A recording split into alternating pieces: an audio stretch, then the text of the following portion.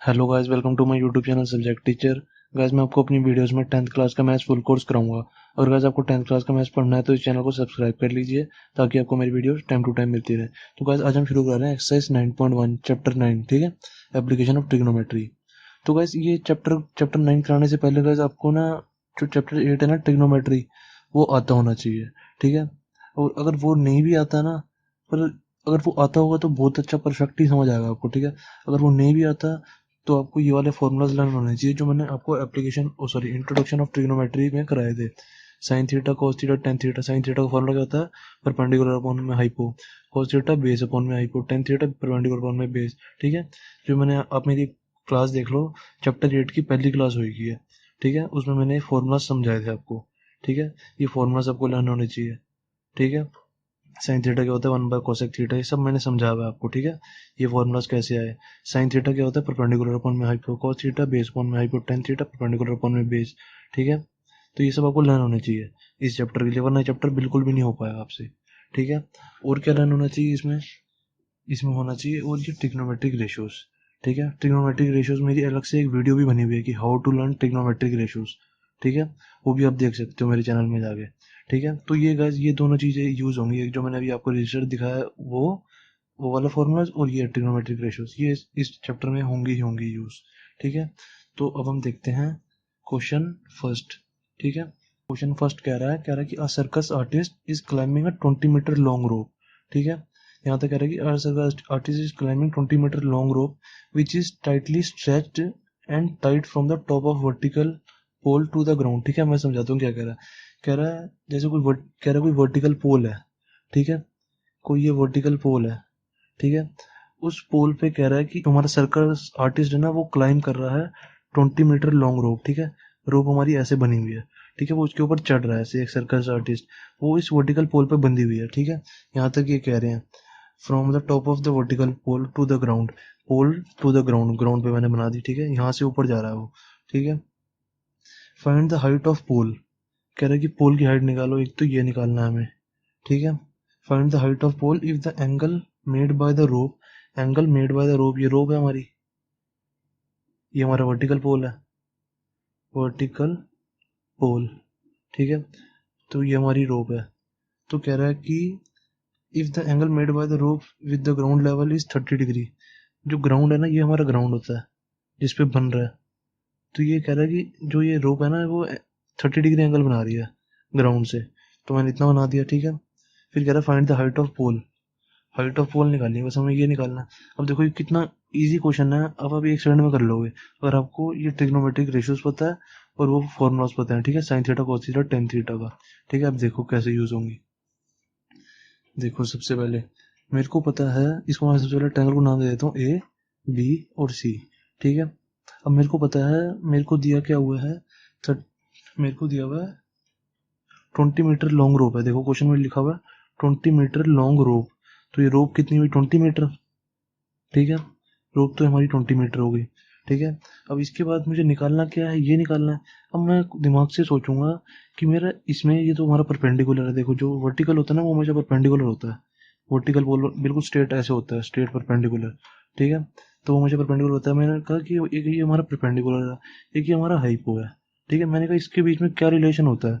मुझे याद आ गया कि मेरे को पता है कि साइन थीटा का फॉर्मूला होता है परपेंडिकुलर अपॉन में हाइपो। मुझे फॉर्मूला पता है इसका। ठीक है, साइन थीटा का फॉर्मूला परपेंडिकुलर अपॉन में हाइपो। अब थीटा क्या है? साइन थीटा इधर ये है।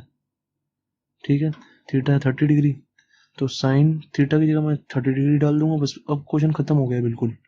ठीक है, थीटा की जगह 30 डिग्री डाल दूंगा और परपेंडिकुलर की जगह परपेंडिकुलर डाल दूंगा। मैंने आपको बताया हुआ थीटा के सामने वाला एंगल हमेशा परपेंडिकुलर होता है। ठीक है, बस चैप्टर 8 तो जरूर से कर लें। ठीक है, वो आपको 11th में भी यूज होगा, 12th में भी यूज होगा। तो चैप्टर 8 जरूर आना चाहिए आपको, वरना आप बहुत मतलब गड़बड़ हो जाएगी। ठीक है, तो sine 30 is equal to perpendicular. Perpendicular क्या है हमारा? ये। ठीक है, A B, A B upon में हाइपो। परपेंडिकुलर अपॉन में हाइपो, हाइपो क्या है हमारी? ये 20 मीटर, ए सी। ठीक है, अभी फॉर्मूला से लिखते हैं बस ये। तो अब क्या करेंगे, ए बी की जगह मैं डाल दूंगा ए बी रहेगा। ए बी को मुझे वैल्यू निकालनी है, और ए सी की जगह 20 डाल दूंगा। ठीक है, और साइन 30 की जगह क्या डालूंगा? साइन 30 की वैल्यू मुझे पता है 1/2। देखो इससे साइन 30 की वैल्यू क्या है, साइन 30 की वैल्यू 1/2। यहाँ से मेरे को तो लर्न है सारी है बिल्कुल टिप टू टिप, आपको भी लर्न होनी चाहिए। साइन 30 की जगह मैंने 1/2 डाल दिया, ठीक है। तो अब ए बी की वैल्यू आ जाएगी, A B is equal to 20 को ऊपर ले जाऊंगा, 1/2 इंटू में 20, 2 10 20, that's it, A B is equal to 10 answer. अभी मीटर जरूर लगाएंगे इसके पीछे, ठीक है, क्योंकि हमारा क्वेश्चन है 20 मीटर रोक दिया हुआ, तो आंसर मीटर में आएगा, ठीक है। मीटर नहीं लगाओगे तो मार्क्स कट जाते हैं, ठीक है। तो A B equal to 10 metre आ गया, तो हमारा ए बी आ गया। बस ये निकालना था हमें, वर्टिकल पोल की लेंथ ही तो निकालनी थी, हमारी वर्टिकल पोल ए बी है, तो हमारा आंसर आ गया, ठीक है। अब इस पूरी एक्सरसाइज में यही वाला फॉर्मूला ही यूज होगा, ठीक है। पी पंडित बद्री प्रसाद अपॉन में हर हर बोले, ये मैंने आपको बताया हुआ है कैसे लर्न करते हैं, ठीक है। पहले वाला क्या होता है, साइन थीटा, दूसरे वाला का फॉर्मूला होता है कॉस थीटा, तीसरे वाला फॉर्मूला होता है टेन थीटा का, ठीक है। ये वाला साइन थीटा का, सेकंड वाला बी अपॉन में एच कॉस थीटा, फिर टेन थीटा, ठीक है। बस ये लर्न होना चाहिए, और ट्रिग्नोमेट्री के रेशियोज लर्न होने चाहिए, ये क्वेश्चन सारे हो जाएंगे आपसे, ठीक है। अब देखो गाइज, एक और चीज इस चैप्टर में याद रखनी है, ठीक है। मैंने आपको चैप्टर 8 में भी बताई थी ये बात, कि हमें परपेंडिकुलर जो बेस होता है ना, इधर तो ये परपेंडिकुलर ये बेस दिख रहा है मुझे, पर ये कई बार जब हमारे एंगल ये वाला होता है ना, अब जैसे हमारा एंगल ये वाला हो गया, ये वाला एंगल इस वाले एंगल के हिसाब से निकालना है मुझे, ठीक है। तो इस वाले एंगल के हिसाब से हमारा परपेंडिकुलर पता क्या होगा, इस वाले एंगल के हिसाब से परपेंडिकुलर होता क्या है, जिस जिस जिस थीटा के हिसाब से हम निकाल रहे होते हैं ना परपेंडिकुलर, उस थीटा से वो टच नहीं करनी चाहिए लाइन, ठीक है। अब इस वाले अभी हमने इस वाले 30 डिग्री एंगल के हिसाब से निकाला, साइन 30 डिग्री के हिसाब से निकाला, अगर हमें ये दिया होता है यहाँ पे साइन 45, ठीक है, इसके हिसाब से निकालो कि ये वर्टिकल पोल की लेंथ क्या है, ठीक है, इसकी लेंथ, तो इसके हिसाब से लगाती, क्योंकि इसके हिसाब से हमारा परपेंडिकुलर होगा ये वाला, और 30 डिग्री के हिसाब से तो परपेंडिकुलर ये वाला। अब ये निकालते कैसे हैं कि जो जिस एंगल से जो भी लाइन टच नहीं कर रही होती, ठीक है, जो भी ये एंगल हमारा, अब इससे कौन सी लाइन टच नहीं कर रही, ये वाली भी टच कर रही है, ये वाली भी टच कर रही है, पर जो टच नहीं कर रही वो परपेंडिकुलर होती है, तो ये वाली परपेंडिकुलर होगी। अब इस वाले एंगल से कौन सी लाइन टच नहीं कर रही थी, ये वाली लाइन टच नहीं कर रही थी, तो ये परपेंडिकुलर होगी, ठीक है। हाइपो तो हमें क्लियर दिख ही जाता है, हाइपो टेढ़ा होता है, बाकी ये परपेंडिकुलर होगी, तो बची वाली क्या होती है, बेस होती है, ठीक है। तो ऐसे निकालते हैं। क्वेश्चन फर्स्ट हो गया हमारा कंप्लीट। अब देखते हैं क्वेश्चन सेकंड। क्वेश्चन सेकंड क्या कह रहा है, क्वेश्चन सेकंड कह रहा है, a tree breaks due to storm and the broken part bends so that the top of the tree touches the ground, ठीक है। कह रहा है कि एक ट्री है, ठीक है, एक कोई ट्री है, ठीक है, ये कोई ट्री है, ठीक है, यहाँ तक है ये ट्री, ठीक है। वो कह रहा है जब कोई तूफान आया ना तो वो ट्री गिर गया, ठीक है, bend so that the top of the tree touches the ground. तो अब ये ट्री यहाँ से कट के गिर गया, तो ये ना ऐसे गिर गया ग्राउंड पे, ठीक है, गिर गया ग्राउंड पे, एंड कह रहा है मेकिंग एन एंगल 30 डिग्री। तो ये जब गिरा ना तो कह रहा है कि यहाँ पे एंगल 30 डिग्री बनाने लग गया, ठीक है। तो मैंने लिख दिया 30 डिग्री एंगल बना रहा है, ठीक है। थोड़ा ना इसको फिगर को बड़ा कर देता हूँ मैं, ठीक है, ग्राउंड को थोड़ा नीचे रह गया ना उसमें। तो जब ये पेड़ गिरा तो ऐसे गिर गया, तो एंगल क्या बन गया, 30 डिग्री, ठीक है, ग्राउंड से यहाँ तक कह रहा है। फिर कह रहा है the distance between the foot of the tree to the point, foot of the tree क्या है ये, to the point where the top touches the ground. कह रहा है जो इसके बीच और जो पेड़ गिरा है ना ग्राउंड में, उसके बीच का डिस्टेंस कह रहा है, वो डिस्टेंस है 8 मीटर, ठीक है, ये 8 मीटर है। Find the height of tree. अब हमें ट्री की हाइट निकालनी है, मतलब कि हमें ये पूरा निकालना, हाइट असली ट्री की तो ये थी पूरी, जैसे ये मैंने ए ले लिया, ये बी ले लिया, ये सी ले लिया, और इस पॉइंट को डी ले लिया, पर असली हाइट क्या थी ट्री की, बी डी, ये पूरी हाइट थी ट्री की। अब इतना वाला पार्ट गिर के ऐसे नीचे गिर गया यहाँ पे, ठीक है, और हमें ट्री की हाइट तो पूरी निकालनी पड़ेगी। और ट्री की हाइट पूरी पूरी कैसे निकालूंगा, देखो ये वाला पार्ट जो है हमारा, ये वाला पार्ट AC के इक्वल नहीं होगा, क्योंकि ये वाला पार्ट तो नीचे गिरा है ऐसे करके, ठीक है, ऐसे करके ये वाला पार्ट ही तो ऐसे नीचे गिरा है, ठीक है, ये वाला पार्ट ऐसे नीचे गिरा है, तो ये AC और AD तो इक्वल ही होगा, तो हम AC निकाल लेंगे AD की जगह, ठीक है। तो मतलब मैं ये वाली साइड और ये वाली साइड निकाल लूँ तो मेरा आ जाएगा हाइट, इन दोनों की हाइट प्लस कर दूंगा तो ट्री की हाइट आ जाएगी। अब देखो कैसे करूँगा, बहुत ईजीली करूँगा। देखो अब मुझे पता है कि मुझे ये दिया हुआ है, ये वाली साइड दी हुई है और ये वाला एंगल दिया हुआ है, तो परपेंडिकुलर तो ये वाला हो गया हमारा ए बी वाला, ठीक है, ये परपेंडिकुलर हो गया, तो ये बेस हो गया, ठीक है। तो अब देखो, अब मुझे निकालना है, सबसे पहले मैं ये वाली साइड निकालता हूँ, तो मैं इसको एक्स ले लेता हूँ, ठीक है, इसको ले लेता हूँ वाई, ए सी को। तो अब देखो कैसे करूँगा। अब मैंने सोचा कि इसमें जो हमें दिया हुआ है ना, उसमें और जो निकालना होता है उसमें रिलेशन निकालते हैं, ठीक है। हमें दिया गया हुआ है 8 मीटर, ठीक है, बी सी दिया हुआ है हमें, तो इस जो दिया हुआ है और जो निकालना है उसमें रिलेशन बनाते हैं। तो मैंने सोचा इसमें और इसमें क्या रिलेशन है, ये बेस है, ये परपेंडिकुलर है। मैंने कहा परपेंडिकुलर अपॉन में बेस फॉर्मूला होता है टेन थीटा का, ये देखो टेन थीटा का फॉर्मूला क्या है, परपेंडिकुलर में बेस।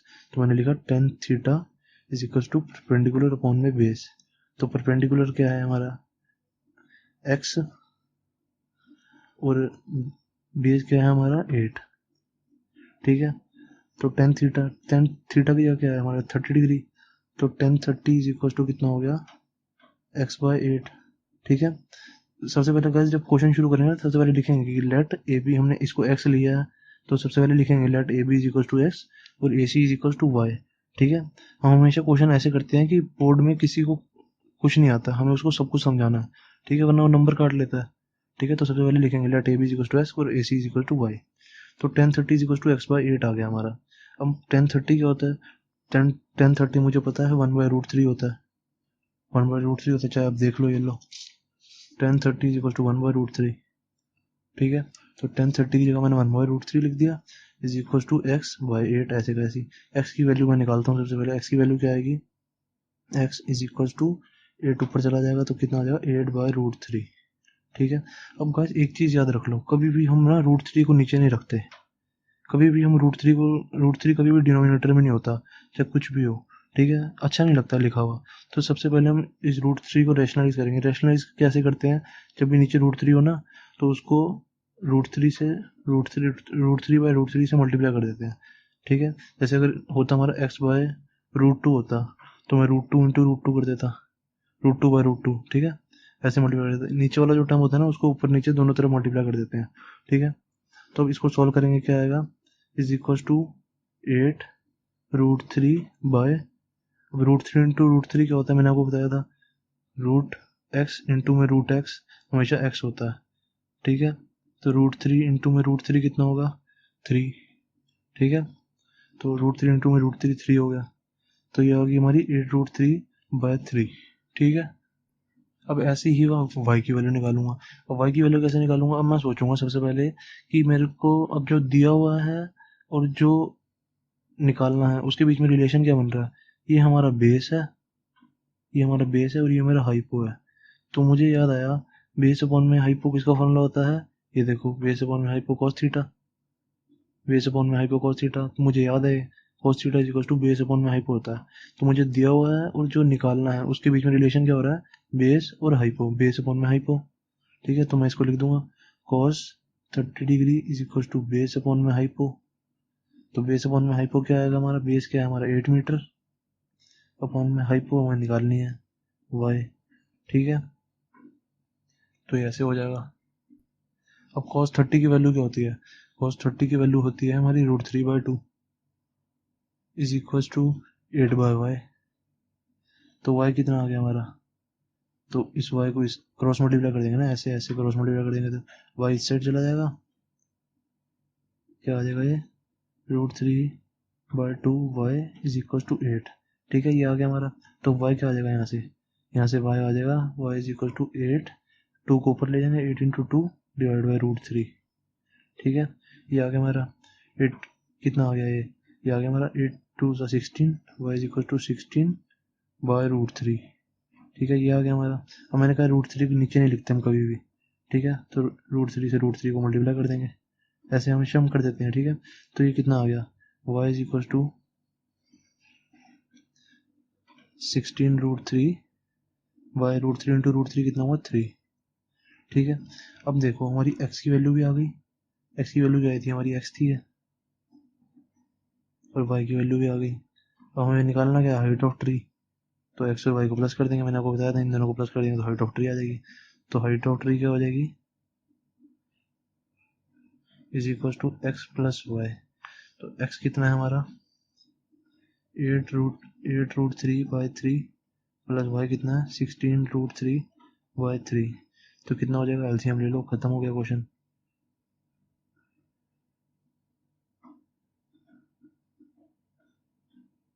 24√3/3, 3 8 से 24 कट गया ये। तो कितना आंसर आ गया हमारा 8√3। मीटर जरूर लिखना है एंड में, ठीक है।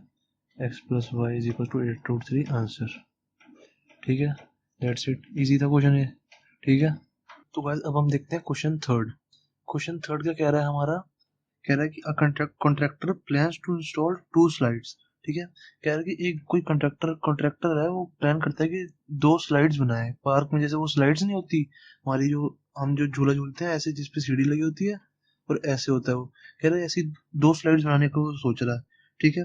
For the children below age of 5 years she prefers to have slide whose top is at height of 1.5 metre. कह रहा है जो जो चिल्ड्रन 5 साल से छोटे हैं, ठीक है, जो चिल्ड्रन 5 साल से छोटे हैं उनके लिए 1.5 मीटर की स्लाइड होगी, ठीक है। ये 1.5 मीटर की हाइट पे स्लाइड होगी, ठीक है। तो ये मैंने स्लाइड बना दी अब, ठीक है। ये 1.5 मीटर की हाइट तक के बच्चों के लिए है, जो जो 5 इयर्स से कम है, ठीक है। 1.5 मीटर इसकी हाइट है, और जो बच्चे 5 साल से कम है, ठीक है। और फिर कह रहा है कि आगे and is inclined at an angle of 30 degree. जो ये इंक्लाइंड हो रही है ना, ये इंक्लाइंड हो रही है वो 30 डिग्री एंगल पे हो रही है, ठीक है। जितना क्वेश्चन कह रहा है इतना मैंने भी बना दिया। To the ground whereas for elder children she wants to have a steep slide. कह रहा है कि जो ये तो 5 साल के बच्चों के लिए है, ठीक है, 5 इयर्स के लिए। कह रहा है जो कई बार बड़े बच्चे भी झूलते हैं, तो कह रहा है जो बड़े बच्चे हैं ना, उनके लिए थोड़ी बड़ी बड़ी स्लाइड्स बनाएंगे। कह रहा है कि she wants to have a steep slide at a height of 3 metre. ये हाइट 3 मीटर की होगी एल्डर बच्चों के लिए, ठीक है। एल्डर बच्चों के लिए हाइट 3 मीटर की होगी, and is inclined at an angle of 60 degree. तो इसका एंगल क्या होगा, कह रहा है वो इंक्लाइंड होगी 60 डिग्री एंगल पे टू द ग्राउंड। तो मैंने ऐसे बना दिया, ग्राउंड है हमारा, इसका ये भी ग्राउंड है, ठीक है। इतना बना दिया, जो क्वेश्चन कह रहा था उतना मैंने कर दिया। फिर कह रहा है what should be the length of the slide in each case. अब दोनों केसेस में लेंथ ऑफ स्लाइड निकालनी है मैंने। मतलब स्लाइड क्या है हमारी, ये वाली और ये वाली, मतलब हमें ये निकालनी है और ये निकालनी है, ठीक है। That's so simple. तो मैं इसको नाम दे देता हूँ, ये ए हो गया, ये बी हो गया, ये सी हो गया, ये डी, ई और ये एफ, ठीक है। अब देखो कैसे निकालूंगा मैं ये। अब मुझे पता है, अब देखो मैंने आपको बताया था कि उन दोनों में रिलेशन बनाते हैं। एक तो जो हमें दिया होता है उसमें रिलेशन, और जो निकालना होता है उसमें रिलेशन बनाना होता है। अब मैंने कहा कि ये हमारा परपेंडिकुलर है, ठीक है, और ये चीज हमारी हाइपो है। तो परपेंडिकुलर और हाइपो में हमारा कौन सा फॉर्मूला यूज होता है, यही वाला, पी बी पंडित बद्री प्रसाद अपन में हर हर बोले, ठीक है। ये हर जगह लिख लेना, ठीक है। अब मैंने सोच देखा कि परपेंडिकुलर और हाइपो में मेरा कौन सा फॉर्मूला यूज हो रहा है, परपेंडिकुलर और हाइपो में मेरा साइन थीटा यूज हो रहा है, ठीक है। तो मैं बस यही ऐसे मैं निकाल देता हूँ, sine theta is equal to perpendicular upon में हाइपो। बस हमें उसी उसी के बीच में रिलेशन बनाना होता है। जो एक तो हमें जो नहीं दी, मतलब जो हमें दिया होता है एक तो वो, और एक जो हमें निकालना होता है, ठीक है। इन्हीं दोनों के बीच में तीसरी साइड नहीं, कुछ इसको नहीं लेना होता, ठीक है ना। एक जो हमें दिया होता है और एक जो हमें निकालना होता है, उसके बीच में रिलेशन बस। तो परपेंडिकुलर अपॉन में हाइपो आ गया। परपेंडिकुलर क्या है हमारा 1.5, ठीक है। और हाइपो कितनी है हमारी, हाइपो हमें निकालनी है AC, ठीक है। और थीटा की जगह मैं साइन 30 लिख दूंगा, क्योंकि थीटा तो हमारा साइन 30 है ना, 30 है थीटा, जो 30 is equal to 1.5 by AC, ठीक है। थीटा की जगह मैंने 30 लिख दिया, तो साइन 30 क्या होता है, और साइन 30 होता है, मैंने आपको बताया था, साइन 30 देखो क्या होगा, साइन 30 1/2, ठीक है। ये तो बिल्कुल लर्न होनी चाहिए, बिल्कुल, ठीक है ना। ये बस मैं आपको इसलिए दिखाता हूँ ताकि आपको पता लग जाए कि 1/2 ही होता है, ठीक है। वरना ये तो अब तक तो आपको लर्न होना चाहिए, क्योंकि आपने 8 चैप्टर कर लिया होगा। अब तक तो बिल्कुल लर्न होनी चाहिए ट्रिग्नोमेट्रिक रेशियोज, ठीक है। साइन 30 क्या होता है हमारा 1/2 is equal to 1.5 by AC। तो AC कितना आ जाएगा, AC इधर से मैं निकाल लूंगा, AC is equal to, cross multiply कर दूंगा ना, AC ऊपर चला गया, AC इंटू में 1 हो गया, और इधर क्या आ गया 1.5 इंटू में 2। AC कितना आ गया हमारा 3, ठीक है। दैट्स इट, 3 मीटर होगा, ठीक है। ये मीटर और सेंटीमीटर का जरूर ध्यान रखना, अगर यहाँ पे सेंटीमीटर होता तो मैं यहाँ पे सेंटीमीटर लिखता, ठीक है, वरना इसके मार्क्स कट जाते हैं। अब ऐसे ही इसके साथ करूंगा। देखो मैंने सोचा कि इसके और इसके बीच में क्या रिलेशन होगा, ये परपेंडिकुलर है या हाइपो है, वही सेम हो जाएगा, साइन 60 डिग्री, सेम क्वेश्चन है बिल्कुल, sine 60 degree is equal to perpendicular upon में हाइप। परपेंडिकुलर कितना है 3, और हाइपो कितना है हमारा निकालना है हमें, DF, ठीक है। तो साइन 60 क्या होता है, साइन 60 होता है हमारा √3/2, ठीक है। ये सब मुझे लर्न है।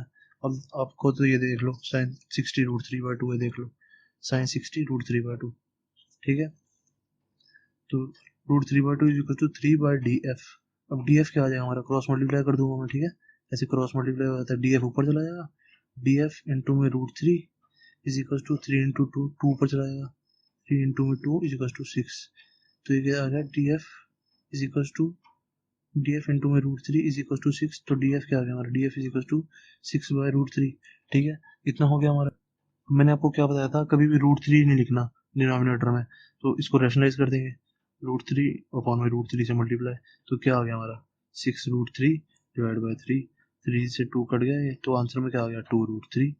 दैट्स इट, हमारा आंसर ये, ठीक है। एक ही आंसर और एक ही आंसर, यहाँ पे मीटर जरूर लगा देना, ठीक है। तो हमारे दोनों आंसर आ गए, डीएफ भी आ गई, ये वाली स्लाइड भी आ गई हमारी, और ये एसी भी आ गया हमारा। बस दैट्स इट, हमारा क्वेश्चन खत्म, ठीक है। अब बात देखते हैं क्वेश्चन 4, ठीक है। क्वेश्चन 4 क्या कह रहा है हमारा, क्वेश्चन 4 हमारा कह रहा है बस एक, मैंने एक चीज आपको बतानी थी, वो शायद मैं भूल गया बताना। अब देखो बस, तीन हमारी टर्म होती हैं, एक होता है मतलब 3 या 4 टर्म होती है, एलिवेशन, ठीक है, एक एलिवेशन होता है, एक हमारा डिप्रेशन होता है, ठीक है। इस चैप्टर में ये टर्म्स यूज होती हैं। और एक इंक्लिनेशन होता है, इंक्लिनेशन हमारा थर्ड क्वेश्चन में भी यूज हुआ था, बताता हूँ, ठीक है। एक होता है डिक्लिनेशन। तो बस एलिवेशन और डिप्रेशन, ये पहले पहले ये बताता हूँ, एलिवेशन और इंक्लिनेशन।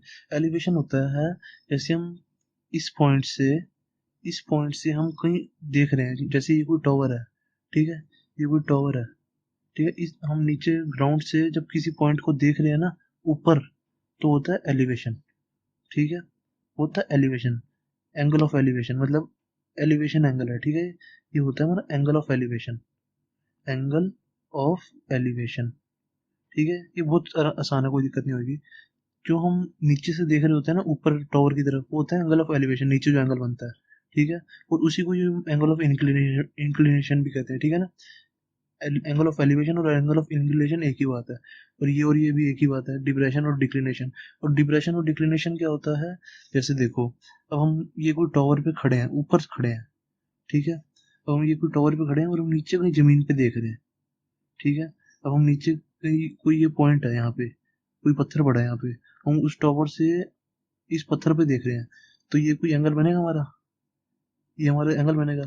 तो जो जहां से हम देख रहे हैं ना उसके सामने हमने ऐसे सीधी लाइन खींचनी है, ठीक है, जहां से हम देख रहे हैं। और जो ये एंगल बन रहा है नीचे, वो सीधी लाइन खींच देनी है जिस पत्थर को हम देख रहे हैं। तो ये एंगल जो होता है ना हमारा, ये वाला एंगल, ये होता है डिप्रेशन, ठीक है। डिप्रेशन या डिक्लिनेशन एक ही बात है, ठीक है। समझ आइए, दोबारा बता देता हूँ। जो हम ग्राउंड से देख रहे होते हैं ऊपर, जो नीचे एंगल बनता है ना, नीचे एंगल बनता है, ये इसके सामने भी हमने ऐसे सीधी लाइन खींच देनी है, ठीक है। तो नीचे जो एंगल बनता है वो होता है एंगल ऑफ एलिवेशन, ठीक है। और जो हम ऊपर से देख रहे होते हैं नीचे किसी पत्थर की तरफ या किसी भी चीज की तरफ, तो वहां पे जो एंगल बनता है वो डिप्रेशन बनता है, ठीक है। उसके सामने ऐसे सीधी लाइन खींच देते हैं और उससे जोड़ देते हैं ऐसे एंगल, वो होता है एंगल ऑफ डिप्रेशन, ठीक है। तो ये गाइस इस एक्सरसाइज में यूज होगा, ये शायद मैं बताना भूल गया था आपको, ठीक है। तो क्वेश्चन 4 हमारा क्या कह रहा है, क्वेश्चन 4 हमारा कह रहा है the angle of elevation of the top of tower from a point on the ground, the angle of elevation of the top of the tower, ठीक है। सबसे पहले कह रहा है ये कोई टॉवर है, ठीक है। तो इसका कह रहा है angle of elevation of the top of the tower from a point two the ground. एक ग्राउंड से कह रहा है इसका एंगल ऑफ एलिवेशन क्या है हमारा, ये फिगर बना लेते हैं पहले, ठीक है। From a point on the ground which is 30 metre away from the foot of the tower. और जैसे ये देखो, ये हमारा टॉवर था, ठीक है।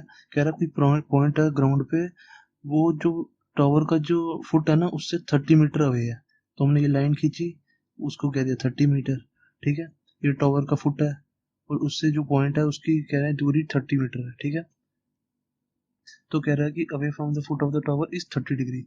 तो अब देखो, अब बस पूरा क्वेश्चन एकदम से पढ़ोगे ना तो उससे पता लग रहा है कि जो हमारा एंगल ऑफ एलिवेशन है ना वो 30 डिग्री है, ठीक है। देखो दिया हुआ है the angle of elevation of the top of the tower from a point on the ground, मतलब पॉइंट ऑन द ग्राउंड और टॉप ऑफ द टॉवर से जो नीचे ग्राउंड से जो हम ऊपर देख रहे हैं, तो वो कह रहे हैं एंगल ऑफ एलिवेशन 30 डिग्री बन रहा है। तो कह रहा है find the height of the tower, मतलब हमें यही निकालनी है। That's so easy. अब देखो कैसे, अब हमें किसके बीच में रिलेशन निकालना है, इसके बीच में और इसके बीच में। अब देखो, अब हमें सोचना है कि इसके और इसके बीच में क्या रिलेशन होगा। अब देखो, ये है परपेंडिकुलर और ये है हमारा बेस, ठीक है। अब इसके और इसके बीच में हमारा क्या रिलेशन होगा, तो हम पता लगाएंगे। देखो, परपेंडिकुलर और बेस, ये रहा परपेंडिकुलर और बेस। तो परपेंडिकुलर और बेस ये हमारा टेन थीटा होता है, ठीक है, ये हमारा टेन थीटा होता है। तो tan theta is equal to perpendicular upon में बेस, परपेंडिकुलर अपॉन में बेस। तो परपेंडिकुलर क्या है हमारा, ए बी, ठीक है, ए बी है ना, ए और बी हमारा परपेंडिकुलर अपॉन में बी। बी बेस कितना है हमारा, 30 मीटर, ठीक है, ऐसे लिखा। तो टेन थीटा क्या है हमारा, थीटा क्या है हमारा 30 डिग्री, तो 30 डिग्री लिख देंगे यहाँ पे।